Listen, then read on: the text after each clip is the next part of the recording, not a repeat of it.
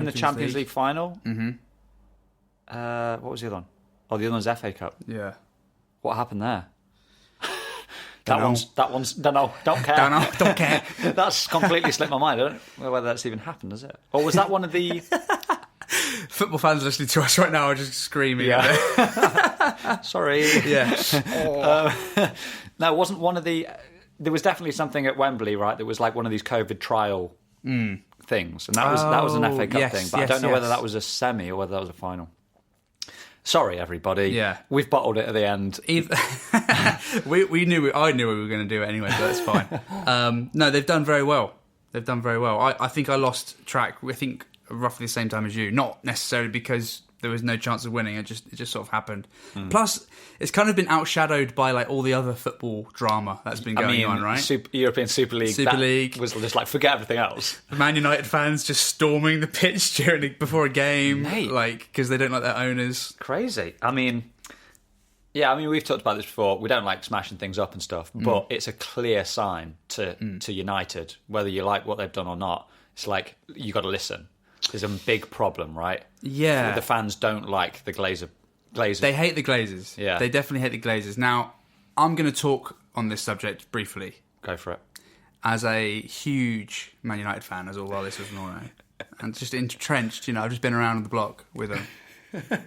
And no, but seriously. The ups, the downs. So this is it. I'm coming in with fresh eyes. Yeah. So if anything, I'm more impartial than the average Man United fan. You're a great juror. Yeah, exactly. I'm judge, jury, and executioner in this case. Nice. No, but seriously, I'm looking at it, and the big complaint with the Glazers is they don't care about Man United. Yeah. They're American. They care about the Buccaneers, who obviously just won a Super Bowl, which is just insane. I didn't know they owned them until after they won. Yeah, until George, who came on the show. He must have told us, right? That was the first I heard of it. Perfect. Yeah, that's probably the same for me then. Shout out, George. Well done, George. But so they're like, they're siphoning money away from Man United to other teams or other ventures, right? And the people are scared that they're just going to basically leave Man United in an insane amount of debt, sell it off, and then it's going to do like a Portsmouth or something and just drop 2 leagues. Which I don't think that's even possible with Man U because they're just so well known and just everyone loves them. Yeah. And they just sell so much merchandise and stuff and tickets. But if they start playing crap enough, I guess it could happen to any team. But anyway. Arsenal. Yeah, but I mean, I'm talking. No, they're not going to drop to League One. Yeah, anytime soon. I don't know. I'd put a quid on Arsenal getting relegated. You're right. Next season. Jesus, that would be insane, wouldn't it? Yeah, no European football next season. It used to happen a lot more though. Like big teams, what, that sort of thing. Teams dropping right down. Big teams dropping down. I mean, I guess teams like Forest and Derby, and teams like that. Like Forest, didn't they win? Yeah, they were huge, win the European Cup and like things like that. They've won Premier. Before it was the Premier League. So maybe wouldn't be a bad thing. Shake it up a bit. But I don't know. Again, no skin in that race. But what I would like to say about the Glazers is I don't understand this argument that they're not putting money in the club because Man United bought the most expensive defender of all time. Who was that? Slab Maguire, we call him. I just wanted to hear you Harry say Maguire. Yeah. Christ, imagine I hadn't got that right. But he was the most expensive defender in the world. Good old Slabhead. Jesus. But so I'm confused at the accusations that are being placed at them because they are shelling money out. Clearly they are because it's the most, not just a expensive defender, the most expensive defender. Arguably he's good, obviously, but whether he's worth the money or not is another thing. But I don't know, man. It's just very anti-capitalist. It's like, they just care about money. They don't care about the sport. It's like every single club cares about the money. Yeah. I'm sorry. Especially Premier League level. Maybe not as you go down. But at Premier League level, they care about money. They do care about the sport in some way, but the money is, as with any company, is the goal. Yeah. And that's the thing, is the fans do have power to shift them, not by rioting and storming the grounds, but by just not turning up or not buying the shirt. If you're really upset about the Glazers going into the Super League or whatever, don't buy the next kit. Yeah. If you're one of those people that buys the kit every season or whatever for their kid or whatever, don't do it this time. Or if you're a guy that has a season ticket and you've had the season ticket for the last 10 years and they call you up next season because you always get first dibs or whatever, I think that's how it works, just say no. Those are the ways that you get at people, and until people start realising that, then you're just going to be really upset in the system at work. But everything works like that. You keep funding it, right? If you don't do anything. Exactly. You've got to show them a way. But I don't think rioting is definitely not the way. I know you agree with that. But I think it's a bit, I don't know. I haven't been convinced by the argument as an outsider. Yeah. Basically. And they're still second. Yeah. In the league. It's I know. This is what I mean. I'm confused a little bit, is all. Yeah. Like, you might not like the owners, but they are shelling money out on players, clearly. And the team really aren't doing that bad. They had a rocky start. Yeah. Going to be in, if all things go to plan, you'll be in Champions League again next year. Yeah. Second in the league. That's as good as it gets, right? Yes. Apart from literally winning. Yeah, exactly. Yeah. So I'm just... it's just... I'm not convinced by it. And I think footballers need to just, I don't know, chill out a bit and maybe let the system work for them. Yeah. In my opinion. I think sometimes fans of football get a little bit sort of like complacent and they don't realise how good they've got it. You can watch football like every second of the day, pretty much. It's so covered, much. The coverage is insane. Everyone loves it. Every pub shows it. Everyone supports someone. Everyone talks about it. You've got so much, I hate this word, but like content. If you like football, the going is good, right? Yeah. If you like something like, I don't know, something like snooker or something, some more obscure sport, even cricket, like, there's not loads of it. Do you know what I mean? There's becoming more, but it's not as popular. So it's like, enjoy all the good football that you've got. It's not that bad. Second in the league, Champions League next season. Enjoy it, baby. For sure. Big time. I think so. If you still don't like it, don't buy the shirt. Boom. That's a gavel. For sure. Oh, God, get it. You got it this time. Mate, I almost forgot how good the last week was, because it feels like today lasted forever. But it didn't. There were happier times not that long ago. There sure were. On, Jesus, what day was it? Saturday?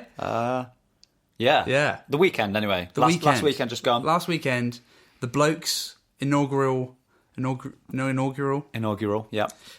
Golfing trip. Hell yeah. Has begun, and it was amazing. It was so good. So Greg and I and a couple of other boys, Blokes, listeners of the show, we headed to a golf club in southwest London, played around, played some great shots, played some terrible shots. Yeah. Fought the wind, fought a little bit of rain, fought the cold, fought the slow players in front of us, but had the best day. Yeah. The best day we've had in a long time, I think. 100%. And it was all down to our shared love of mucking about and hitting a few golf balls, basically. Absolutely. Such a fun day out. And, mate, I'm impressed.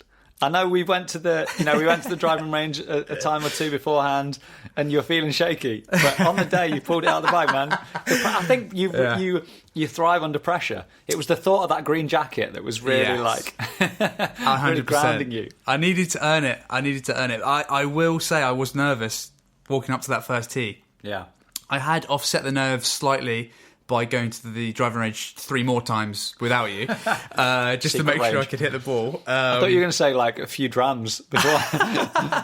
No. That would definitely have not helped. I'm one of those guys that, those sort of drinking sports like snooker, darts. I break the rule. I don't get better as I drink. I get way worse. Nice. And I think golf would be the same. But yeah, no, it was good. A bit nervous getting up to the first tee. I don't think my first tee off was particularly great, but recovered from there. And consistency was my goal. Yeah. I feel like I achieved it. Next on the agenda is distance.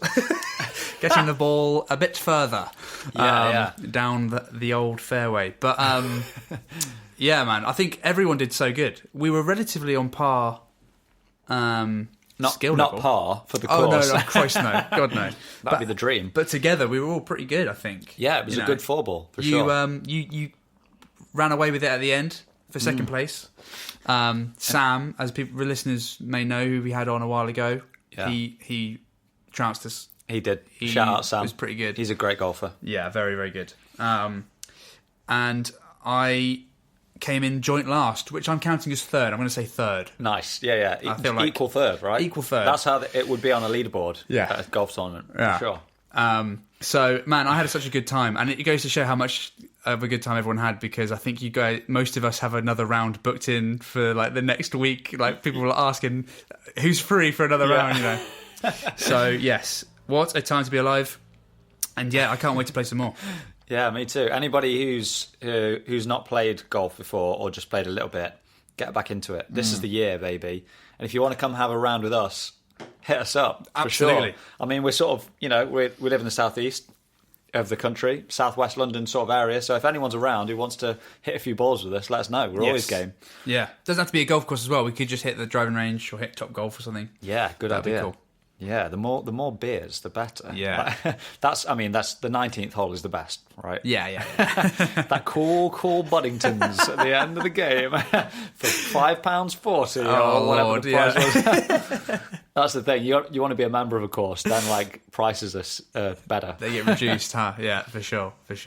Yeah. But yeah, no, that's something on the list we actually did. Oh, I can't believe it. I know. God. We have to actually tick that off. Oh, Maybe. Dear. Maybe we're going to have to follow the trend now. We're actually going to have to do stuff. Yeah. Can't remember what's on the list next. Blokes Burger. Oh, yes. That's going to be on the list soon. Come on. Let's do it. We can do that. Yeah, so, wow, what an amazing time. I think if anyone wants to do anything with us, i.e. sports, drinks, coming on the podcast, if you want to ask us a question, if you want to ask our advice on things privately. Yeah. That's fine. Doesn't have to be on the podcast or mentioned here. But I don't know why I brought that up. But just message us on Instagram or directly if you guys know us. We would love it. We would want to hear from people that are listening to the show. Even if you have spoken to us or even if you've never spoken to us before, it's fully welcomed. So please, big time. Please get in touch. Maybe you could teach us a thing or two. Have you got a specialist subject that you're like, oh God, yeah, I really love this. I reckon you guys would get into it. Hit us up. We'd love to do something like that. Big time. Chat about it. Like last week with the sailing. I'm already checking the schedules, mate. Yeah. Again, I like anything that revolves around sun and drinking. And, if I can go down to Portsmouth or Isle of Wight and watch some sailing, if I can do anything that involves getting a sunburnt forehead and sipping a few SlyBeast lagers, I'm down for it. I'm totally with you, man. Yeah, just any excuse, hey? Any excuse. I'm having a good time. You know what we did think halfway around? Probably must have been on about the 10th hole. I said to Sam, oh, God, I'd love to play around somewhere scorching hot this year, somewhere really hot. And he was like, mate, just go, day trip. And I was like, what? And he said, just get on a flight, Alicante, somewhere, get the daft o'clock flight in the morning to Mallorca, Alicante, Ibiza, wherever, play around, have a lunch, come back, get the last flight back. And I've been thinking about it almost non-stop since he mentioned it. I would love to do that. If anyone knows any good places for that, any good courses or good, I suppose we'll have to go through one of those booking things. There's lots of places that can do the whole shebang for you, aren't there? Just figure it out. Yeah. That does sound like a dream. I'm loving it. So I was at the beach the other day. Yeah. With a mate. And he's got a new hobby. Right? Okay.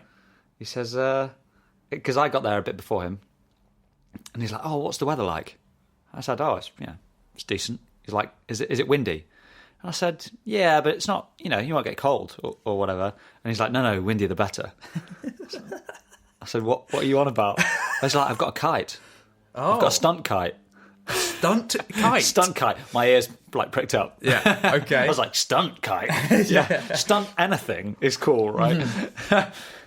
So I was like, oh, okay, this will be interesting. He turns up, he gets this kite out of the bag, sets it up, and, it takes him a few minutes, but then he pulls it up, it catches the wind and it goes up, and he can do all these tricks with this kite. It's doing loop the loops, and he can make it like go from really high to really low and then just sit a foot off the ground, just like quivering, and then it like shoots up again and stuff. And you know, you can do all these cool stuff. But yeah, it just got me thinking about like new hobbies.